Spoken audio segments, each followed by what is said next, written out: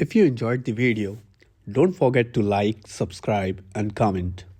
And yes, turn on the bell icon so you never miss the upcoming wildlife videos. See you in the next video. भेड़िया होना आसान बात नहीं है। भेड़िए भी एक जटिल समाज में रहते हैं जिसमें प्रत्येक को अपना ओहदा बनाए रखने के लिए लगातार लड़ना पड़ता है। ये थकान भरी किंतु निरंतर चलने वाली लड़ाई है। इतनी कुशल जीवन शैली ने भेड़ियों के समाज को पृथ्वी के उत्तरी गोलार्ध में शीर्ष का दर्जा दे रखा है। इसी वजह से ये खुद से बड़े जानवरों जैसे जंगली सूअर और हिरण आदि का शिकार कर पाते हैं।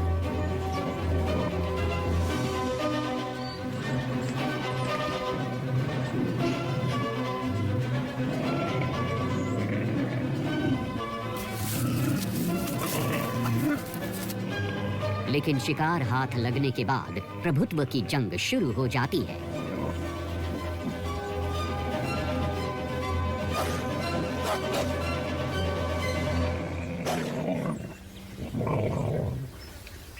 भेड़ियों के झुंड में वर्गीकरण अत्यधिक होता है। प्रत्येक का झुंड में एक पद होता है और ये वर्ग का भेदभाव खास तौर पर शिकार को खाते समय दिखाई देता है।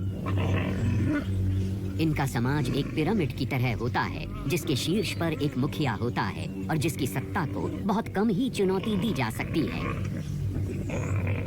इस तरह कोई भी मुखिया अपने सहयोगियों के साथ मिलकर ये स्पष्ट कर देता है कि झुंड का कर्ता धर्ता कौन है और ऐसा साबित करने में घुर्राने से लेकर खून खराबे तक की नौबत आ जाती है।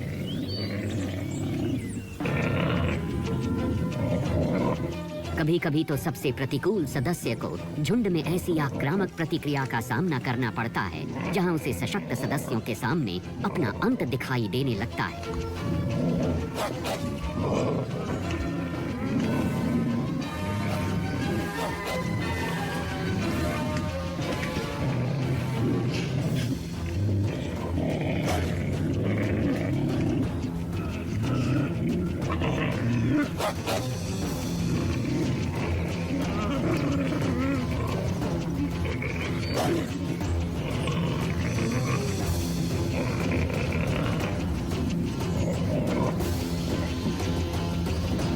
बड़े शाकाहारी जानवरों के बीच अपना प्रभुत्व बल प्रदर्शन के जरिए हासिल किया जाता है और ये तथ्य अफ्रीका महाद्वीप में भली भांति देखा जा सकता है।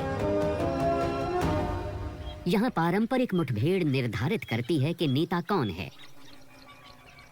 अफ्रीकन भैंसे एक ऐसे जटिल समाज में रहते हैं जिसमें अलग अलग प्रभावी सदस्य होते हैं। ऐसे में नेतृत्व पाने के लिए उन्हें बचपन से ही लड़ाई झगड़े का प्रशिक्षण लेना पड़ता है। यौवनावस्था में हो रही इस खींचातानी के बीच से ही इनके भविष्य का नेता उभर कर आएगा।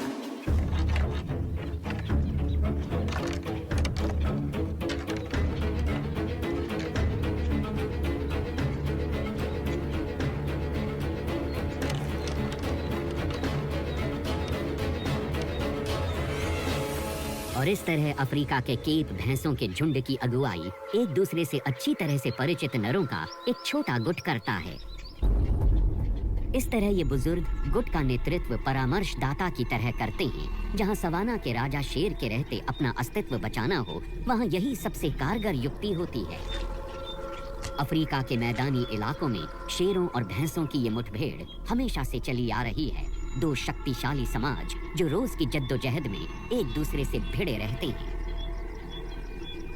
और अक्सर ये भैंसे अपने प्रचंड आक्रामक साथियों के साथ मिलकर शेरों को भागने पर मजबूर कर देते हैं। खतरनाक शेरों के झुंड को भी पता रहता है कि कब इन शाकाहारी जानवरों के हमले के सामने शक्ति प्रदर्शन से बेहतर भाग जाना ही होता है।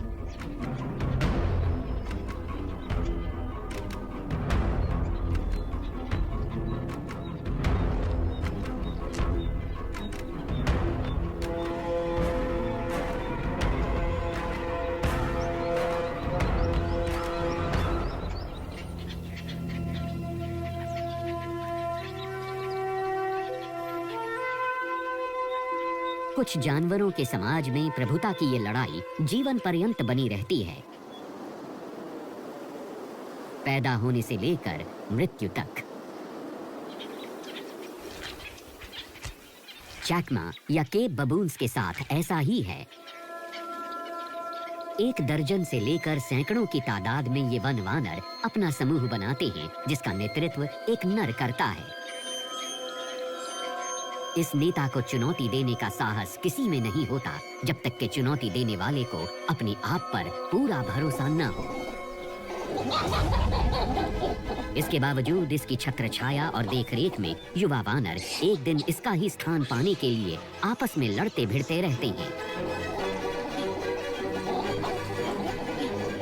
बहुत बचपन से ही ये एक दूसरे के साथ देर देर तक धक्का मुक्की का मुकाबला करते रहते हैं। इस लड़ाई झगड़े के खेल का मकसद होता है एक दूसरे की ताकत को परखना और आखिर में किसी एक को भविष्य में झुंड का नेता बनने की तैयारी करना।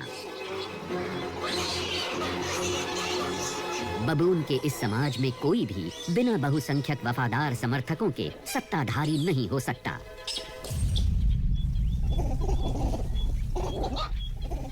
साथ ही पद और सत्ता की इस सीढ़ी में ऊपर पहुंचने के लिए शारीरिक रूप से बलवान होना भी आवश्यक है। इस तरह की होड़ में हारने वाले की हालत चिली के पैसिफिक कोस्ट के तट पर पड़े इसकी तरह होती है।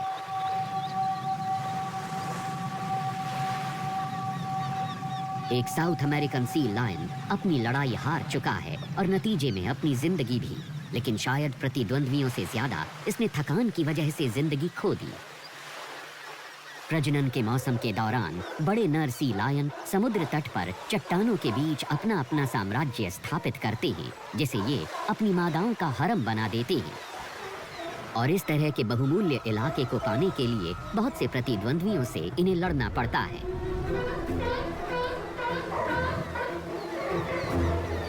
कब्जा किए हुए इलाके पर हमेशा खतरा बना रहता है, इसलिए ये बिना खाए पिए या सोए हुए इसकी रखवाली करता रहता है। तटीय क्षेत्रों के इन सिपाहियों को हर पल चुनौतियों का सामना करना पड़ता है। अपनी वंशावली को बढ़ाने के लिए किसी भी आगंतुक को पछाड़ना जरूरी होता है।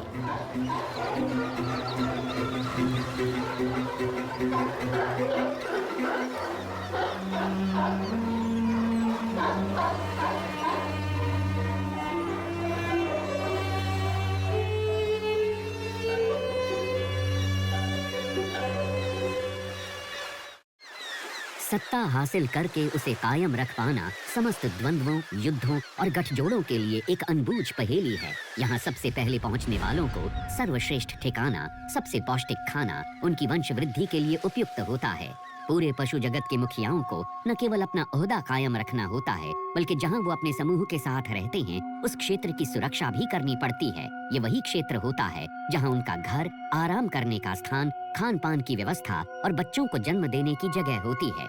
बहुत से जानवर अत्यधिक क्षेत्रीय होते हैं, इन्हें अपने क्षेत्र का निर्धारण करना होता है। साथ ही बाहरी आक्रमणकारियों से इसकी सुरक्षा भी करनी होती है। इनका अस्तित्व ही इस पर निर्भर करता है। वायलेट ईयर्स एक प्रकार की गुंजन पक्षी, जहां एक ओर नन्हे खिलौने जैसी और पन्ने जैसी खूबसूरत होती है, वहीं दूसरी ओर बिजली की तरह तेज और स्वभाव से लड़ाकू होती है।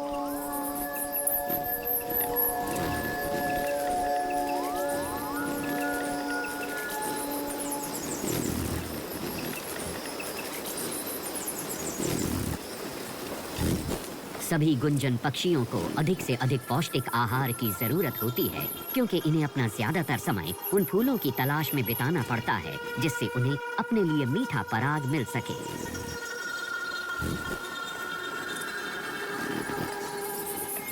इन गुंजन पक्षियों का अपना छोटा क्षेत्र निरंतर युद्ध क्षेत्र बना रहता है। अपने छोटे से क्षेत्र पर अपना मालिकाना हक जमाते हुए वहां की अपनी खाद्य सामग्री की रक्षा के लिए इन्हें प्रतिद्वंद्वियों को भगाना पड़ता है।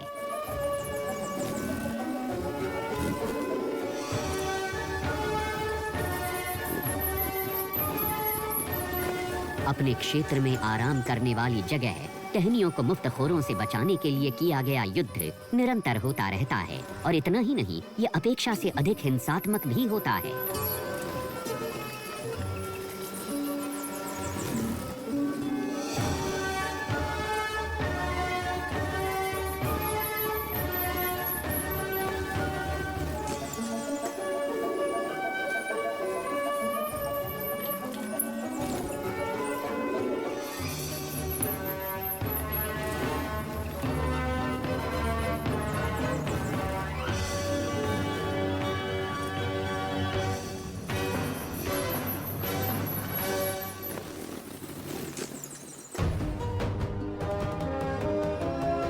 यहाँ से बहुत दूर अमेज़न क्षेत्र के एक दूसरे जंगल की हवा में कुछ इसी तरह की धड़कन है।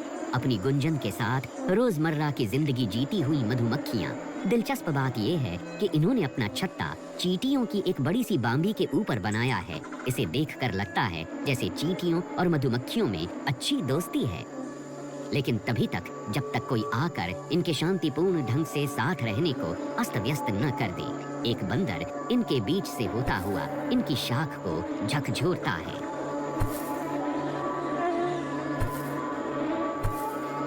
लेकिन बंदर की जगह चींटियां अपनी पड़ोसी मधुमक्खियों पर आक्रमण करती हैं। शुरू में तो मक्खियों की सेना चींटियों की पहली टुकड़ी का मुकाबला करती है, लेकिन ये युद्ध अभी बस शुरू ही हुआ है।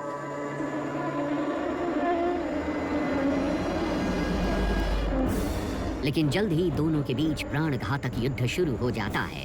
हजारों चींटियों के सामने कुछ दर्जन मधुमक्खियां। देखने में तो ये एक तरफा युद्ध लगता है, लेकिन मक्खियों के पास अचूक रणनीति है। उनकी कुशल घेराबंदी आगे बढ़ती चींटियों को निर्ममता से मार डालती है।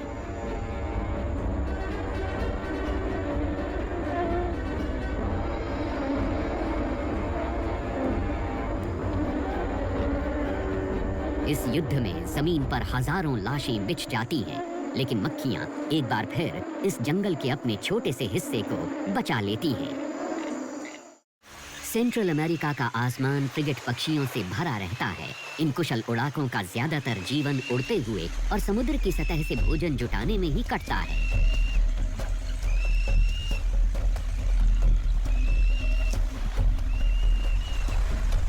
ये पक्षी अपना भोजन ढूंढते हुए समूह में ही उड़ते हैं। मछलियों को लेकर इनकी लड़ाइयाँ भी होती हैं और ये कोलाहल से भरी अपनी बस्तियों में बहुत अधिक तादाद में प्रजनन करते हैं। प्रजनन की ऋतु में नर मादाओं को आकर्षित करने के लिए आकाश से आसानी से दिखाई दे जाने वाली जगह ढूंढकर वहां दर्जनों की संख्या में एकत्रित होकर भड़कीला दृश्य प्रस्तुत करते हैं। उसके बाद प्रेमियों द्वारा चुना गया ये छोटा सा जमीन का टुकड़ा एक अद्भुत युद्ध क्षेत्र बन जाता है।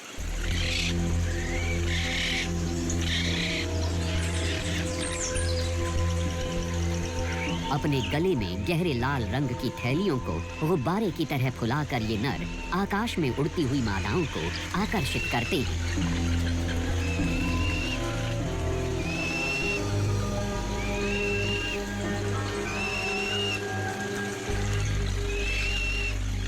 लेकिन इस रंगीन तड़क भड़क वाले दिखावे पर एक ईर्ष्यालु प्रतिद्वंद्वी की भी नजर पड़ जाती है।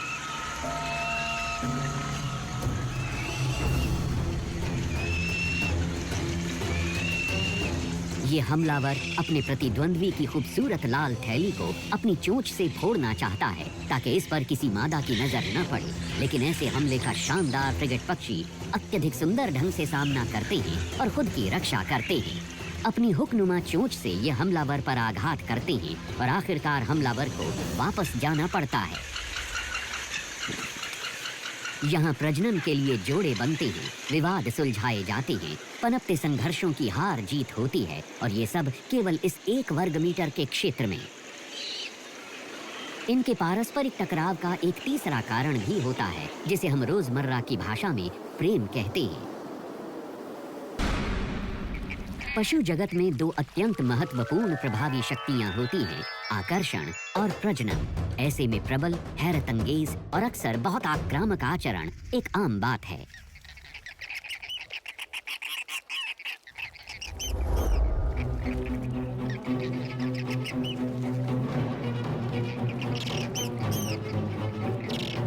फ्लेमिंगोज प्रजनन के लिए आते हैं और एक अत्यंत लुभावनी लयबद्धता के साथ की गई नृत्य श्रृंखला में जुट जाते हैं। ये नृत्य प्रजनन के लिए इनके कामोन्माद को जन्म तो देता ही है, साथ ही इससे इनका सुरक्षात्मक झुंड भी बन जाता है।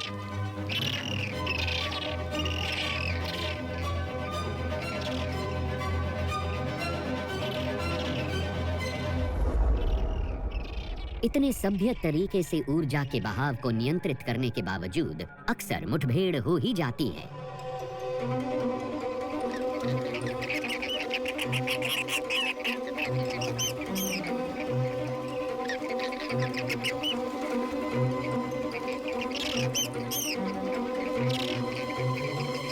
यहाँ आतुर नरों में से एक पर कुछ नौसिखिए युवा नर हमला कर देते हैं। प्रेम आवेदक के पास भाग जाने के अलावा कोई दूसरा चारा नहीं है।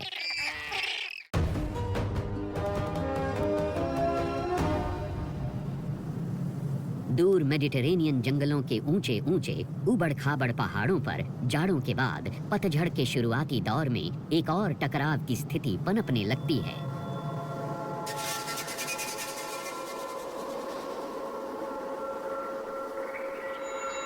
सियरा दे ग्रेडोस में जमीन से बाहर उभरी हुई इन चट्टानों के बीच आइबेरियन आइबेक्स यानी स्पेन की जंगली बकरियों को हर रोज जानलेवा खतरों का सामना करना पड़ता है।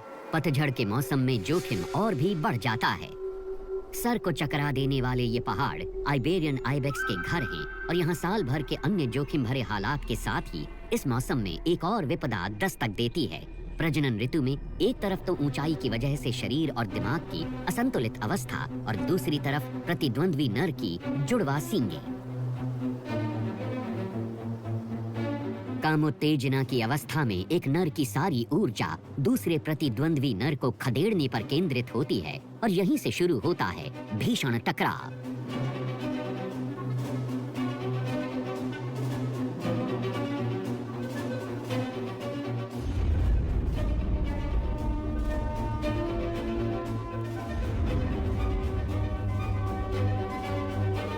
दोनों एक दूसरे से भिड़ जाते हैं, एक ऐसी लड़ाई में जो घंटों चल सकती है।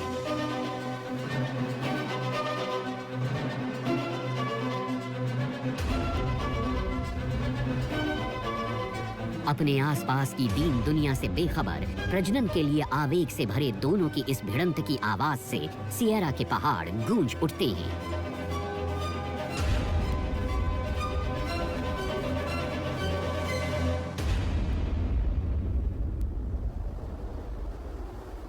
फिर भी ऐसी क्रूर और भयंकर लड़ाई के बावजूद कभी भी किसी की मृत्यु नहीं होती। शायद कुछ को सर दर्द हो जाता हो। मेडिटेरेनियन के इन पहाड़ों की तलहटी में ओक के छोटे जंगलों में जब बकरियों का प्रेमावेग ठंडा पड़ने लगता है, वहीं कुछ अति उत्साहित चिड़िया उस जुनून की मशाल को कायम रखती हैं।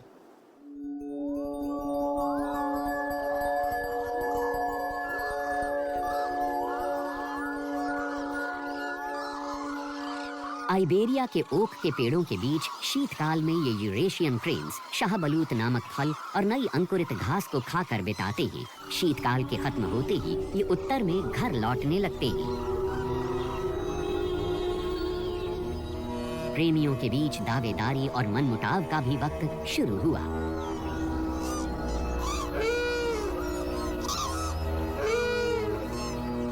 होम ओक्स के जंगलों की पृष्ठभूमि में इनका जाना माना प्रेम निवेदन वाला नृत्य शुरू होता है। नर बड़े गर्व के साथ अपने परों का प्रदर्शन करते हैं, अपनी गर्दन को ऊपर तानकर जोर से आवाज लगाते हैं। सबसे अधिक उत्सुक नर शोर करते हुए एक दूसरे के सामने आ खड़े होते हैं। दोनों के बीच तनाव बढ़ता जाता है।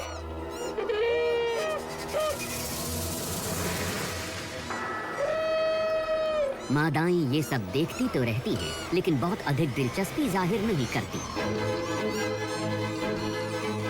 इस प्रदर्शन के चरम पर पहुंचते ही दोनों नर एक दूसरे पर हमला कर देते हैं।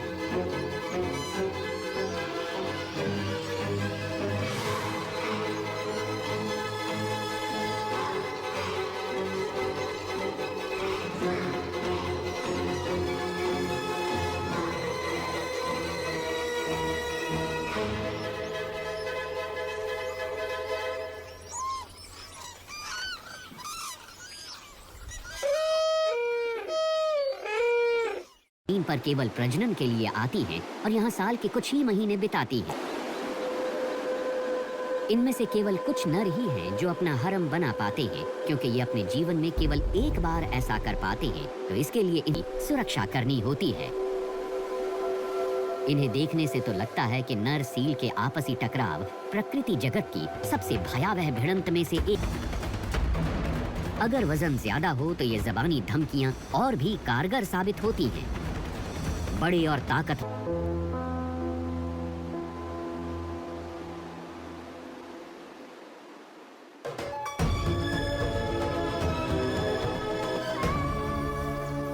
प्रेम, सेक्स और हिंसा एक ऐसा प्रभावशाली मिश्रण जो केवल हॉलीवुड की फिल्मों तक ही सीमित नहीं है। ऑस्ट्रेलिया की प्राचीन चट्टानों का ये इलाका काली धारियों वाले वॉलबीज नामक पशु से भरा हुआ है। अपनी थैली के साथ कंगारुओं की तरह दिखने वाले ये प्राणी सामान्यतः बहुत शांति प्रिय होते हैं, जब तक कि प्रेम का जुनून इनके सर न चढ़ जाए।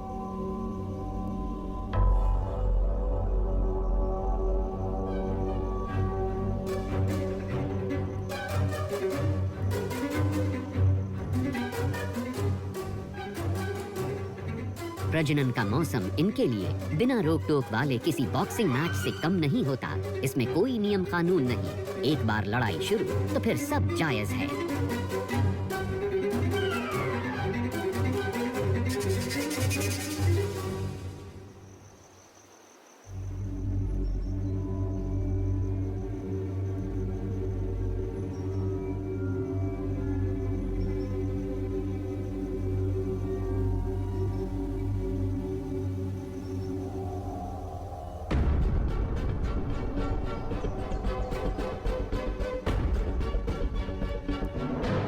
फ्लाइंग किक्स, घूंसे, थप्पड़ और नोचना खसोटना जब तक कि कोई एक नर जीत न जाए।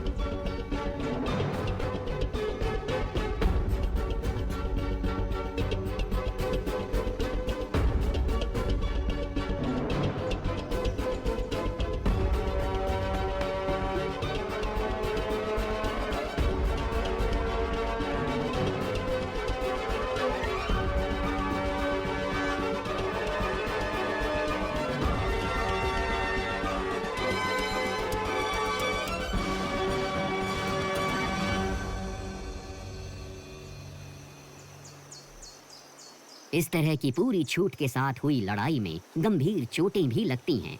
हारने वाले का बुरा हाल हो सकता है।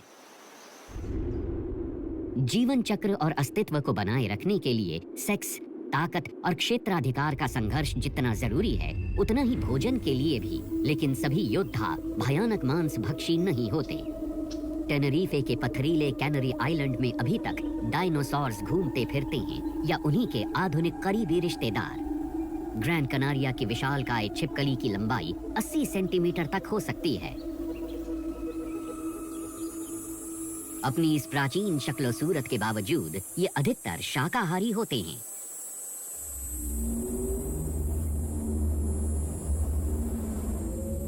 यहाँ अत्यधिक गर्मी होती है। लावा के बने इस टापू पर प्रचंड धूप सारे पेड़ पौधों को सुखा देती है। प्राकृतिक साधनों के अभाव में हरी भरी वनस्पतियों की जगह ये रस भरे गूदेदार पौधे ले लेते हैं।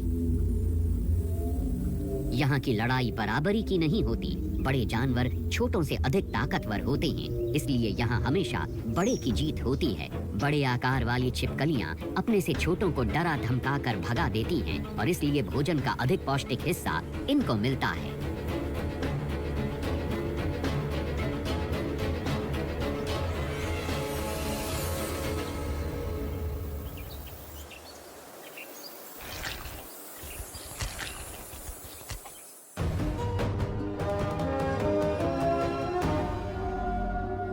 भोजन के मामले में जानवरों की प्रजातियों के पारस्परिक संघर्षों की कोई सीमा नहीं। एटाकामा के रेगिस्तान केवल साहसी और सुदृढ़ जीवों के लिए हैं। यहाँ तक कि तेज धूप का झुलसा हुआ यगुआनाको का मृत शरीर भी यहाँ के कुछ मौका परस्तों के लिए दावत का सामान हो सकता है। पुलपेयो या एंडियन लोमड़ी। गुआनाको के इस सूखे हुए कंकाल पर शायद ही मांस का कोई अंश हो। उसके बावजूद ये रेगिस्तान के बीचों बीच पड़ा हुआ एक खजाना है।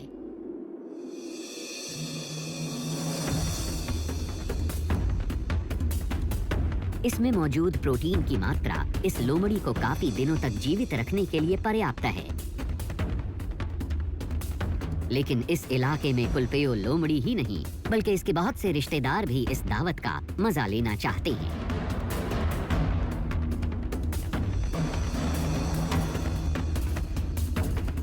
लेकिन मुश्किल है ये तय कर पाना कि इस परोसे हुए भोजन पर पहला अधिकार किसका है। सबसे अधिक भूखे और बलशाली पहली खुराक पाते हैं।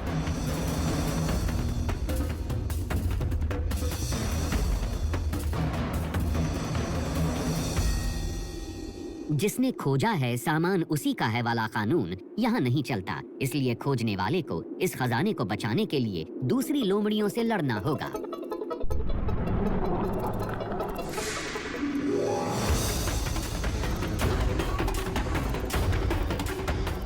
खोजने वाले का भोजन से हाथ निकल गया। खाने वाली लोमड़ी खाते वक्त बार बार बाकियों को अपने ओहदे की वरिष्ठता का एहसास दिलाती रहती है। ऐसे में कभी कभी खतरनाक लड़ाइयां भी हो जाती हैं।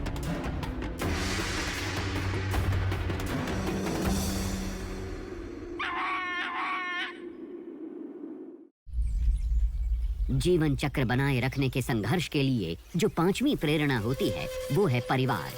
बहुत से जानवरों के लिए परिवार सब कुछ है। प्रत्येक का जीवित रहना उसके परिवार पर निर्भर होता है और परिवार भी निर्भर करता है सभी सदस्यों के उस जुड़ाव पर जो परिवार को एक इकाई में बांधे रखता है। एक के लिए सभी और सभी के लिए एक वाला सिद्धांत दूसरों से टकराव के समय परिवार को मजबूती देता है और सभी को जीवन संघर्ष में एकजुट होकर युक्तियां बनाने में मदद करता है। जंगली सुअर वयस्क मादाओं के बने गुटों में रहते हैं जिसमें एक कुल माता होती है और युवा और शिशु होते हैं। एक सुसंगठित समुदाय की तरह रहते हुए ये अपने आहार की खोज में जंगलों और गांवों में घूमते रहते हैं। जहां इनके वयस्क किसी भी लड़ाई या मुठभेड़ में अपनी उग्रता के लिए जाने जाते हैं, वहीं इनके शिशु हमेशा भेड़ियों, जंगली बिल्लियों और चीलों जैसे बड़े शिकारियों के निशाने पर रहते हैं। इनका एक नन्हा बच्चा किसी भी शिकारी जानवर को आकर्षित कर सकता है।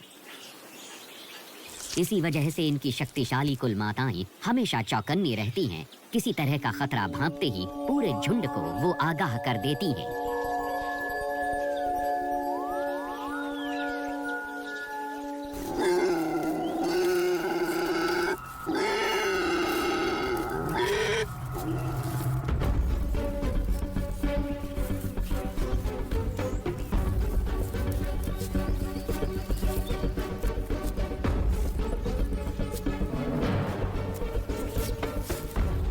एक मादा भेड़िए का डटकर मुकाबला करती है और झुंड बच जाता है।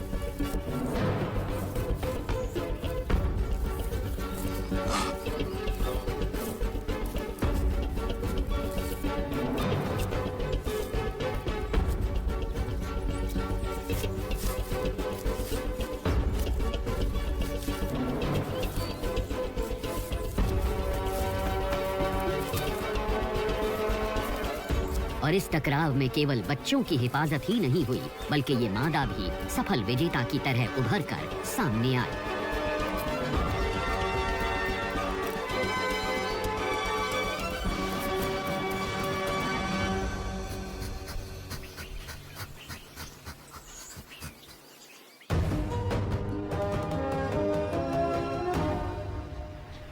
पैटागोनिया में वेल्डेस उपद्वीप के तटों पर मैजेलानिक पेंगुइन अपने घोंसले बनाती हैं। ये तटों पर बने छोटे छोटे खाईनुमा गड्ढों के क्षेत्र में एक तरह का सामूहिक आक्रमण करके उसी में घोंसले बनाती हैं, अंडे देती हैं और फिर अपने चूजों को नाव का साफ पता चल जाता है। पड़ोसी जोड़ों के बीच टकराव होना तो आम बात है। प्रतिद्वंद्वियों की लड़ाई तो ऐसी होती है जैसे दो तलवारबाजों के बीच होती है। इनकी नुकीली और मजबूत चोंच बेहद खतरनाक होती है।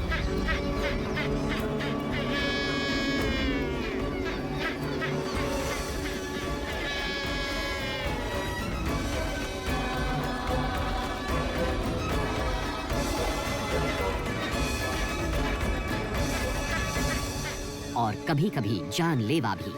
ऐसी अनहोनी के बावजूद ज्यादातर पेंगुइन्स अपने बच्चों का पोषण करते हैं। माता और पिता दोनों ही बच्चों को ऊष्मा प्रदान करते हैं और बारी बारी से अपने बच्चों को भोजन देते हैं। इस तरह से बड़ी संख्या में बच्चे बच जाएंगे। इन्हीं तटों पर एलिफेंट सील्स का बचपन बड़े कठोर तरीके से बीतता है। इनकी माताएं इनकी देखरेख केवल 1 महीने तक करेंगी, लेकिन उसी दौरान उनका दूध इतना पौष्टिक होता है कि हर दिन उनके शिशु 4 से 5 किलो चर्बी जमा कर लेते हैं। उनका छोटे समय का बचपन बहुत ही खुशहाल बीतता है, लेकिन 30 दिनों बाद अचानक उनकी माँ अपनी ताकत अर्जित करने के लिए समुद्र में वापस चली जाती है, फिर कभी न लौटने के लिए। लावारिस छोड़े गए ये शिशु एकजुट होकर पानी के किनारे अपना एक स्वयं संचालित शिशु गृह बना लेते हैं, जहां वो खेलते हुए और समुद्र से अभ्यस्त होने में अपना समय बिताते हैं।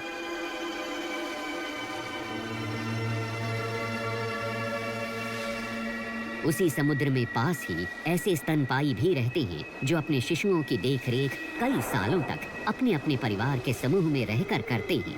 ऑर्कस व्हेल की मादाएं अपने शिशुओं की देखरेख के साथ साथ उन्हें एक गुट में रहकर भोजन की तलाश और शिकार के तौर तरीके भी सिखाती हैं।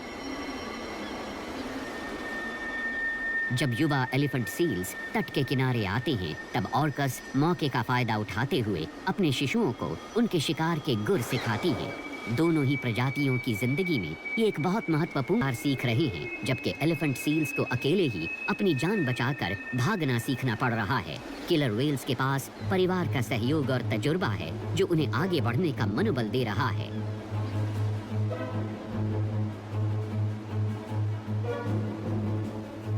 युवा और अनुभवहीन एलिफेंट सील्स के पास बचने बचाने के लिए कुछ नहीं है, जो उनके अभी और भविष्य के जीवन की निरंतरता का आधार है।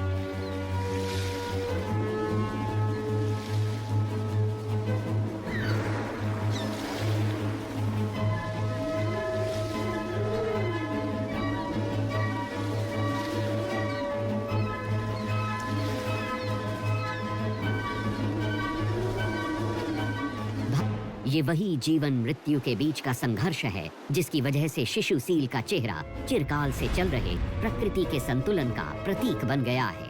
कि एक पशु और प्रत्येक प्रजाति के पास अपने विशिष्ट औजार और नीतियां होती हैं जिनकी मदद से वो अपनी If you enjoy a wildlife video like this, hit subscribe and support our channel. Your support keep us motivated to create more content for you. Subscribe now.